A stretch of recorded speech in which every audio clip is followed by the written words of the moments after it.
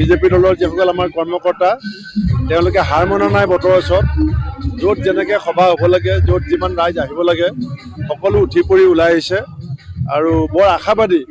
যে যিধৰণে কালি মুখ্যমন্ত্ৰী ডাঙৰীয়া আহি যোৱাৰ পিছত পৰিৱেশটো যথেষ্ট পৰিৱৰ্তন হৈছে কাৰণ মুখ্যমন্ত্ৰী ডাঙৰীয়াক কালি বিহপুৰীয়াবাসীয়ে সেৱা উজাৰি ধন্যবাদ দিছে যে প্ৰায় ৭০ বছৰৰ বিহপুৰীয়া সমষ্টিবাসীৰ যিটো আশা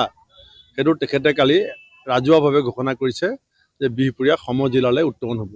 এইটোৱে ৰাইজৰ মনত এটা আনন্দমুখৰ পৰিৱেশ আনিছে আৰু লগতে আই মাতৃসকলৰ মাজতো অলপ ক্ষোভ আছিলে কাৰণ প্ৰায় কেইবা হাজাৰো মহিলাই অৰুণোদয়ৰ হিতাধিকাৰীৰ পৰা বঞ্চিত হৈ আছিলে আৰু বিশেষকৈ যুৱচাম যিসকলে নিজে নিজে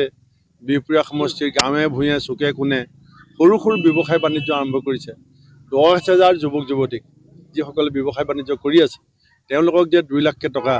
এককালীন সাহায্য দিম বুলি কৈছে এইটো হিমন্ত বিশ্ব শৰ্মাক বিহপুৰীয়াৰ মানুহে বিশ্বাস কৰে কাৰণ কলাক্ষেত্ৰখন মই আৰম্ভ কৰিছিলোঁ শেষ কৰিব নোৱাৰিলোঁ তেখেতে বনাই দিম বুলি ক'লে প্ৰমাণ আছে বনাই দিলে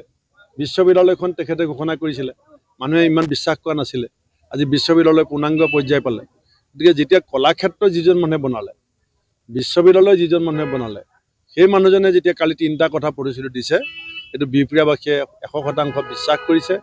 আৰু ৰাইজে বুজি পাইছে যে ভূপেন বৰাক যদি জিকাই পঠিয়াওঁ এই কামবিলাক